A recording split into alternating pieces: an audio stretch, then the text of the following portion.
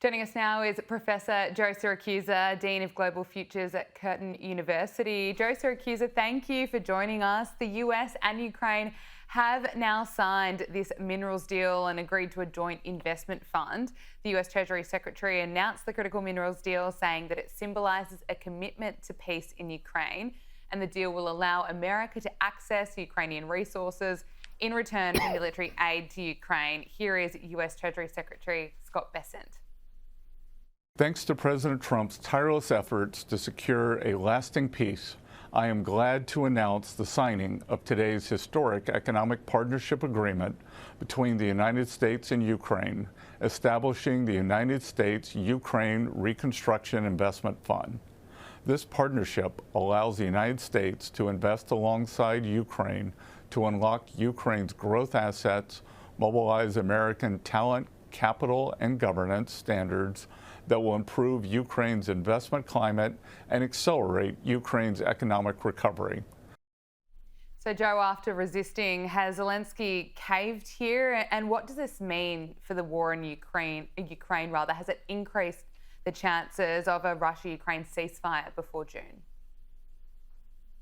Yeah, I do. I think the ceasefire is going to hold because, during my time and during the Vietnam War, it took 5 years for the ceasefire to take effect. In the meantime, thousands of people died, so there are no promises there. But look, this is Zelensky's way of getting the Trump administration to play the game. And look, as your viewers may or may not know, this idea of an joint investment fund was Zelensky's last September.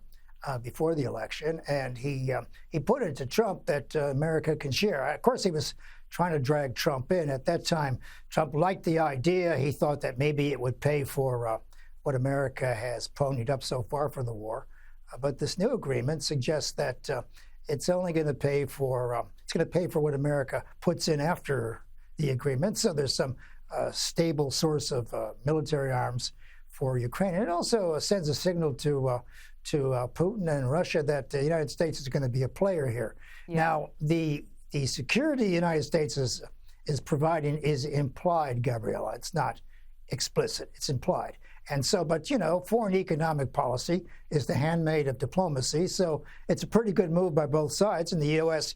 needs those rare minerals, and it also is going to have a stake in oil and gas. The United States is going to be cash in on 50% of the profits for the next 10 years. So it's a pretty good deal all around. And it is a way, I think, of stabilizing the situation and signaling to everybody that there is an end to this war.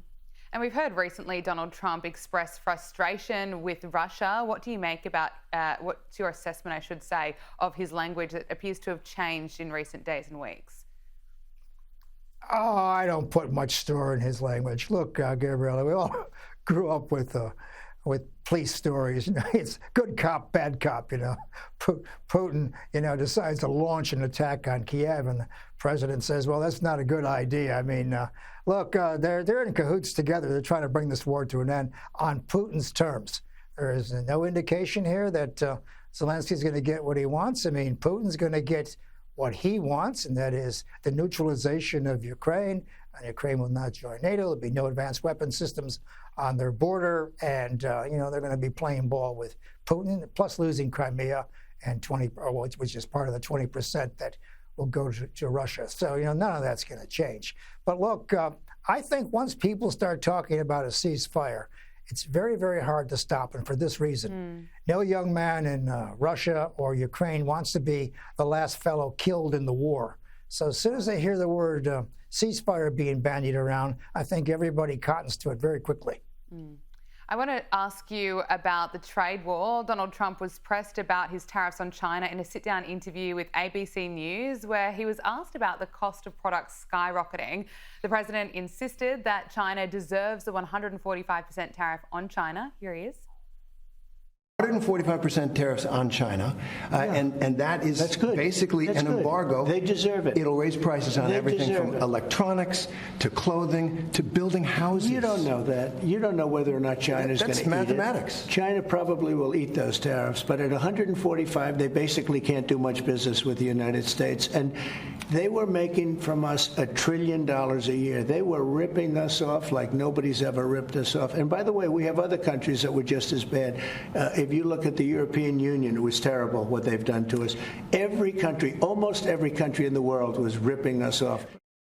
Now, China's economy has shown its first signs of economic damage from the trade war as the country's manufacturing activity contracted the most since 2023, according to the National Bureau of Statistics.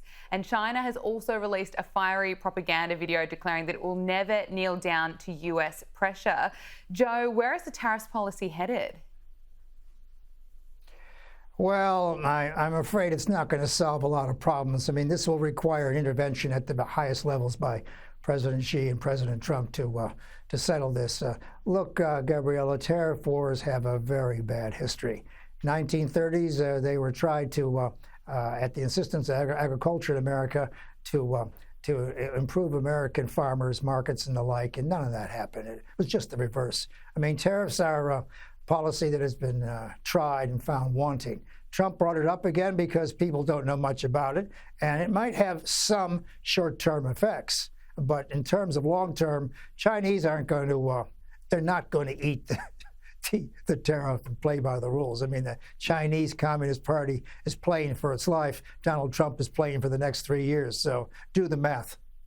The odds of a US recession have increased since Trump came to power, and overnight the latest economic growth figures from America bear that out. Recent GDP figures indicate that the US economy has contracted for the first time in 3 years, and Donald Trump has attributed the economic downturn to his predecessor, Joe Biden, suggesting that the market's poor performance is a reflection of the economic conditions he inherited. Is that fair? No, not really. You know, Gabriella, when I worked at Merrill Lynch back in the day, there were three things you had to pay attention to: buy, sell, or hold. And after Trump's first 100 days and his various policies, a lot of investors are very nervous. Consumer confidence has caved in. People are expecting the worst. There are signs of a recession. I think a good stockbroker or hedge fund manager would tell people to sell. I mean, it's not going to get any better. It's just going to get worse. And so Trump is going to have to reverse this. Now, I understand that he's announcing major tax policies, which may be able to help him at the last minute because he's trying to balance the act between what Americans have to pay more and what more they can take home in their pay packets. So that would be good news. Let's talk about those tax cuts. Donald Trump has said that some people's income taxes will be lowered or even completely eliminated due to tariffs, insisting that the focus will be on people making less than $200,000 a year. He says the number of jobs being created will be a bonanza for America. And last night, Donald Trump renewed his call for Congress to pass the One Big Beautiful Bill and once again deliver the largest tax cuts in history to the American people. Here he is. In the coming weeks and months, we will pass the largest tax cuts in American history, and that will include no tax on tips, no tax on Social Security, no tax on overtime. It's called the One Big Beautiful Bill, and it will be the biggest bill ever passed in our country's history. It will include the biggest tax cuts, regulation cuts, military supremacy, and just about everything else. We will cut more than $1 trillion in wasteful and unnecessary spending. And in the next fiscal year, it'll all be done. We're going to have something that you won't even believe. We will end inflation, slash prices. We've already ended inflation, raise wages, and give you the greatest economy in the history of the world. That's already happening. And today, Donald Trump announced plans to offer additional tax cuts to American businesses if they make their products in America. We cut your taxes from almost 40% down to 21%. Now we're bringing your taxes down from 21% to 15% if you build your product, make your product in the USA.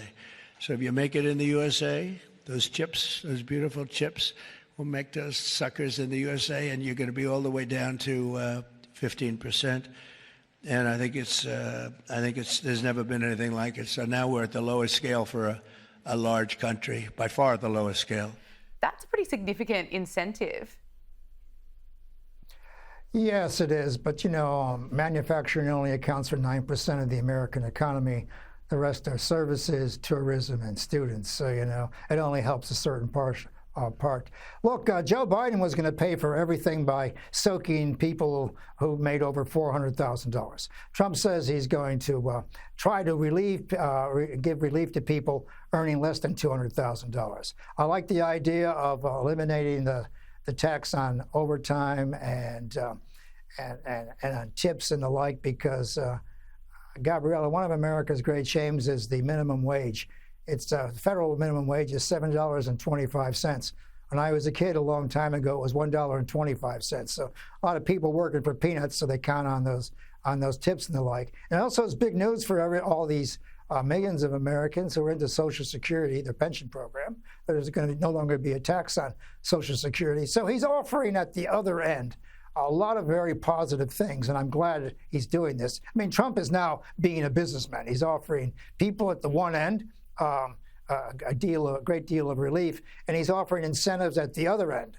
Now, if someone wanted to manufacture something in America instead of Costa Rica tomorrow, it'd take them about 9 years to get it up. Now, keep in mind, it takes 12 years to grow an olive. I mean, it's not something you can do overnight. So he might be overselling that. But look, I think the tax relief that he's providing, and he's going to get this passed in the House and the Senate, might be able to offset the tactics and what's happening with tariffs. One poll that I saw over the weekend, I think it was the New York Siena poll, said that Americans are afraid. That is, they were scared of what Trump was doing because they didn't understand it. And, you know, sometimes I look at Trump's advisors. I'm not sure, Gabriella, they understand what they're doing exactly. Sometimes they just roll the dice and see what happens. Fair enough. Dean of Global Futures at Curtin University, Professor Joe Siracusa, thank you for joining us. Thank you.